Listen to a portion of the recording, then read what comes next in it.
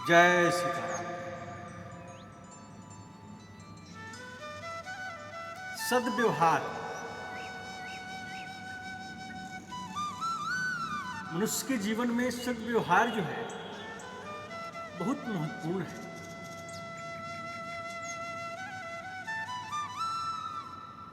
इस बात का मन में निश्चय करना चाहिए कि शरीर के नाश से तुम्हारी मृत्यु नहीं होती है। इस शरीर जो है नश्वर है, इसके नाश से किसी की मृत्यु नहीं होती और तुम शरीर नहीं हो। इस शरीर के पहले भी तुम थे और पीछे भी रहोगे।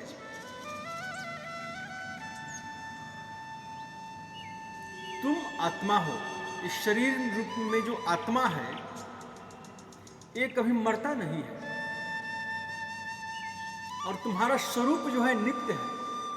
जो वस्तु नित्य है वही सर्वगत है।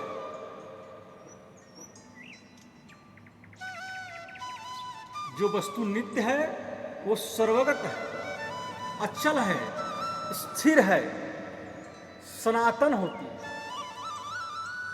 इस नित्य सनातन सर्वव्यापी स्वरूप में न जन्म है न मरण है, न विषमता है न विषाद है, न राग है न रोग है, न दोष है न द्वेष है, न विकार है न विनाश है। यह सत्य है, चेतन है और आनंदमय है।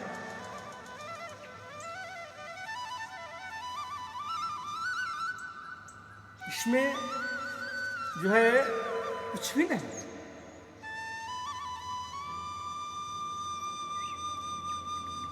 जब इसमें सब कुछ है ही नहीं तो किस बात का घृणा, किस बात की द्वेष, किस बात का बैर, किस बात की अहंकार।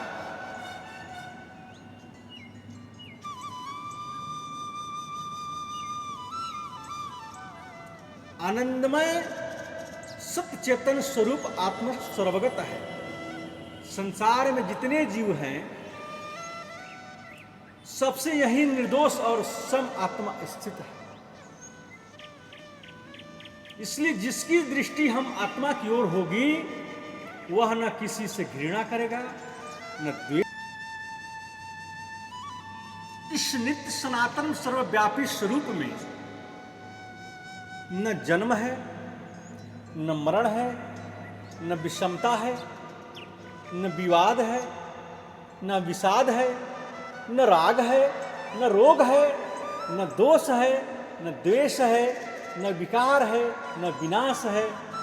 यह सत्य है, चेतन है और आनंदमय है। यही आनंदमय सत्य चेतन स्वरूप आत्मा सर्वगत है। संसार में जितने जीव हैं सब में यही निर्दोष और सम आत्मा स्थित है। इसलिए जिसकी दृष्टि इस आत्मा की ओर होगी वह न किसी से घृणा करेगा न द्वेष करेगा। वह सब में समान भाव से अपने आत्म स्वरूप को देखकर सबके प्रति आत्मवत व्यवहार करेगा। आत्मवत व्यवहार में अपने ही शरीर के दाएं बाएं और ऊपर नीचे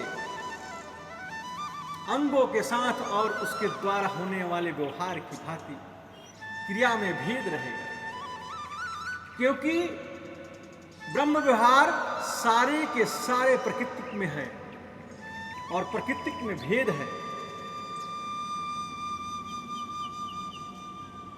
इस प्रकृति भेद के कारण ही समस्त संसार में विषमता नजर आती है। न सबका वर्ण एक सा है, न बुद्धि एक सी है, न ढांचा एक सा है। संसार में भिन्न भिन्न अरबों खरबों लोग हैं लेकिन सबकी बनावट जो है एक से समान नहीं है। न किसी का चेहरा एक समान है, न किसी की बोली एक समान है, न किसी की रहने की शैली एक समान है, ना किसी की जीने की शैली एक समान है, ना किसी की ताकत एक जैसी है।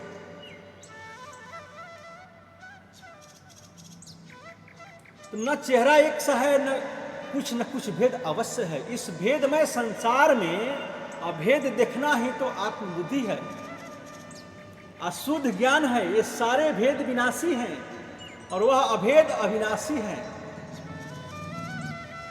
जितने जीव हैं सब अलग अलग भिन्न भिन्न स्वरूप में दिखाई पड़ते हैं।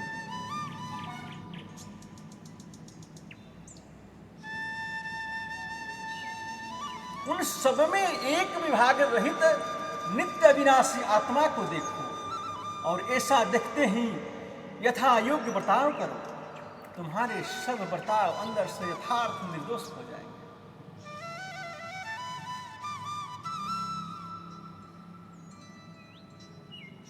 परमात्मा ने जो संसार में मनुष्य को भेजा है, सब जीव प्राणी सारे जीव भी भेजे हैं भगवान ने, जो भी बनाया है भगवान ने, सब भिन्न भिन्न नाना प्रकार के हैं।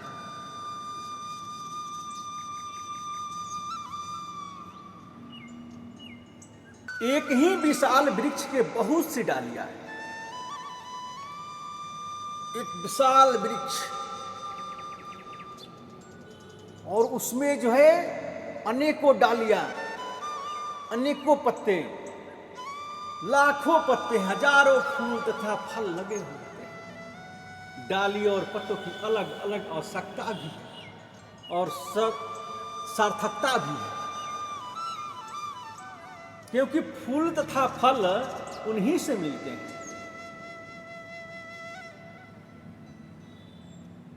वृक्ष से ही जो मूल जड़ है, और मूल जड़ जब बड़ा होता है, बीज से वृक्ष होता है और वृक्ष में अनेकों टहनियाँ होती हैं, लाखों पत्ते होते हैं, उसमें अनेकों फूल होते हैं, फूल से फिर फल होते हैं और अलग अलग पत्ते, अलग अलग आवश्यकता भी है और सार्थकता भी है, क्योंकि फूल तथा फल उन्हीं से मिलते हैं। नीरे ढूंढने से फल फूल नहीं मिले, परंतु कोई भी बुद्धिमान पुरुष डालियों और पत्तों के लिए ठूठ की जड़ों की नहीं काटता। जड़ ही कट गई तो डाली, पत्ते और फूल फलेंगे ही। किसके आधार पर फलेंगे? पर केवल जड़ की रक्षा करके डाली पत्तों को काटने से भी काम नहीं चलेगा। इसी प्रकार मूल वृक्ष आत्मा और उसके डाली पत्ते स्वरूप विभिन्न ब्राह्य अंग है। आत्मा स्वरूप आत्मा है और आत्मा में एक शरीर है, चाहे कहिए कि शरीर में आत्मा है। ये तो न तो सर्वगत एक रस निर्दोष और सम आत्मा में भेद की कल्पना करो और न बाहर के व्यवहार में विभिन्नता देकर इस विभिन्नता को नाश करने की व्यर्थ चेष्टा करो। विभिन्नताओं में ही फल है और इसमें सौंदर्य है। प्रकृति का महान सौंदर्य हम वृक्ष के विचित्र शाखा, पत्र और रंग बिरंगे मनमोहक पुष्प तथा रसीले स्वादु फलों से ही देख पाते हैं। इस रंग बिरंगी रसीली व्यवहारिक सृष्टि को मिटाकर विविध विचित्रताओं और नाना प्रकार के रंगों से रहित सदा एक रस और एक रंग आत्मा की उपलब्धि सहज नहीं है। इस विचित्रता और अनेकता में ही उस नित्य एक समत्व और एक तो का अनुभव करो। व्यवहारिक नित्य भेद में ही परमार्थिक नित्य अभेद के दर्शन करो। सर्वगत एक रस निर्दोष अभेदमय आत्मा को देखते हुए ही भेदमय व्यवहार करो। व्यवहार का भेद तुम्हारे मिटाए मिट नहीं सकता और आत्मा में तुम भेद उत्पन्न कर नहीं सकते। आत्मा में कोई भेद है ही नहीं। व्यवहार में आवश्यक भेद रखो, परंतु आत्मदृष्टि रखते हुए ही कहीं आत्मा को भूलकर शरीर और शरीर संबंधी भेदों को ही अपना असली स्वरूप मान लोगे तो राग द्वेष और अपने पराये के अज्ञान और पापमय झगड़े में पड़कर पतित हो जाओगे।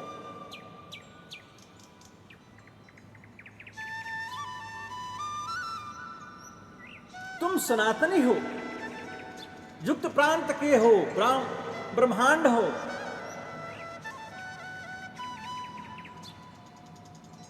ब्राह्मण हो, गृहस्थ हो, पंडित हो, परंतु इन सब के पहले आत्मा हो। इन सभी प्रवृत्ति स्वरूप की पूरी रक्षा करो। इन सभी प्रवृत्ति स्वरूप की पूरी रक्षा करो। सब मर्यादाओं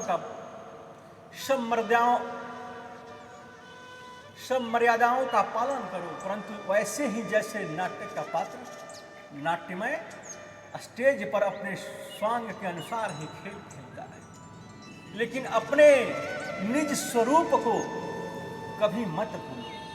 ये सब केवल तुम्हारे इसी शरीर के स्वांग हैं। आत्मा तुम्हारा यथार्थ नित्य निज रूप है। तुम मरने पर यूरोप में जन्म ले सकते हो, हिंदू हो सकते हो, परंतु आत्मा से अनात्मा नहीं हो सकता। अवश्य ही नाटक में इसी पात्र की उन्नति होती है और वहीं खेल में ऊंचे स्वांग को पता है, जो अपने स्वांग के खेल की उसी अनुसार ठीक ठाक से निभाता है। दूसरे की क्रिया भूलकर भी नहीं करना चाहता। यही वर्णाश्रम का रहस्य है। प्रत्येक उन्नति कामी व्यक्ति को वर्णाश्रम की इस मर्यादा का अवश्य पालन करना चाहिए, परंतु उसी को असली रूप मानकर दूसरे स्वांग से दूसरे देश, जाति, धर्म, प्रांत, वर्ण, आश्रम और आजीविका के कार्यों से कभी ना घृणा करनी चाहिए, ना उन्हें अपने से नीचे समझना चाहिए। अपने स्वरूप में सभी की आवश्यकता और सार्थकता को है और सभी बड़े हैं। जैसे नीचा समझकर दूसरे किसी को घृणा न करो, वैसे ही ऊंचा समझकर दूसरे किसी की नकल या चाह भी न करो। एक ही नित्य अविनाशी सत्य चेतन आनंदमय आत्मा में यह प्रकृति के विविध खेल हो रहे हैं। यही समझकर और इसी की ओर दृष्टि रखकर नित्य आत्मा का ध्यान करते हुए ही शरीर से यथा योग व्यवहार करो। यह आत्मा परमात्मा का ही सनातन अभिन्न अंग है, परमात्मा का ही स्वरूप है, परंतु जब तक उसकी स्थिति प्रकृति में है तब तक वह जीवात्मा कहलाता है और तब तक उसे प्रकृति जन्य गुणों को भोगना और गुणों के संग से अच्छी बुरी योनियों में जाना पड़ता है।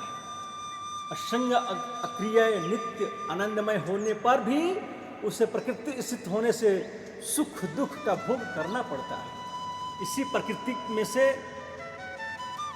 अहम को निकालकर उसे सत्य और आनंदमय सर्वगत अविनाशी एक आत्मा में स्थापित करो और प्राकृतिक जन गुणों के फंदे से छूटकर सुख दुख के अनामय आनंदमय ब्राह्मी स्थिति को प्राप्त हो जाओ।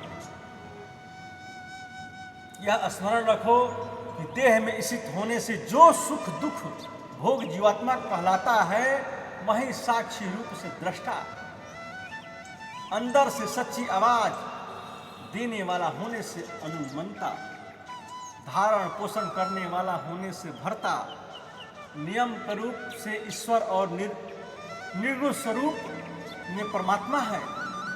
यह सभी स्वरूप एक ही काल में एक ही भगवान में है। सिर्फ कार्य भिन्नता से स्वरूप भिन्नता से, यही उसकी अनिर्वचनीय लीला है। इसी समग्र परमात्मा के मुख्यतः दो नित्य स्वरूप है, एक अव्यक्त और दूसरा व्यक्त। तो व्यक्त में दो भेद हैं, एक अव्यक्त निर्गुण और दूसरा अव्यक्त सगुण।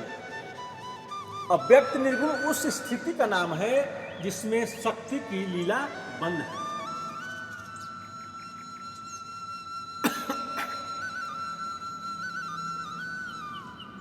शक्ति शक्तिमान में विलीन है। इसी को विज्ञानंद धन ब्रह्म कहते हैं। अव्यक्त सगुण ही सृष्टिकर्ता, सर्वव्यापी, सबका नियामक और विभु है। आत्मा, जीवात्मा, दृष्टा, अनुमंता, भर्ता, भोक्ता, इसी के स्थिति में भेद है। शक्ति की क्रिया होने की स्थिति में ही वह सगुण कहलाता है। वहीं परमात्मा नित्य दिव्य विग्रह रूप में व्यक्त है। इसी के श्री राम, श्री कृष्ण अवतार रूप विष्णु, शिव, देवी, ब्रह्म, सूर्य आदि दिव्य स्वरूप हैं। इन सब स्वरूपों की कदापि स्वरूपतः और तत्वतः अलग अलग मत माने। एक के ही अनेक व्यक्त और व्यक्त लीला वपु है।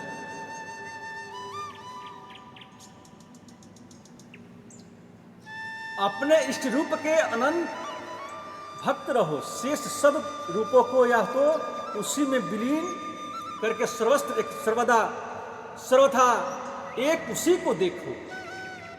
सुनो, विलीन न कर सको तो सब रूपों को एक ही लीलामय इष्ट देव के विभिन्न स्वरूप समझो। यह निश्चय रखो कि सर्वमय, सर्वशक्तिमान, सर्वाधार, सर्वव्यापी स्वरूप भगवान के किसी भी व्यक्त सकार रूप की एकमात्र महेश्वर बुद्धि से परम श्रद्धा युक्त होकर अनन्य उपासना करने वाला भक्त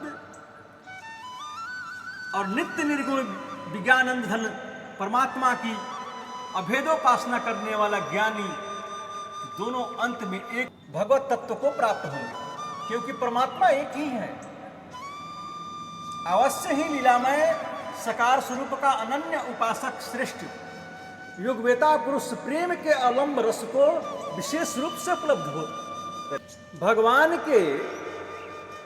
भगवान के नित्य विग्रह श्री राम, श्री कृष्ण आदि स्वरूपों को कभी जन्म में और मरने वाला समझ उसकी अवहेलना न करो। उसका प्रादुर्भाव, तिरोभाव अथवा नाट्य के भाव और अंतर ध्यान होता है, न कि जन्म मरण।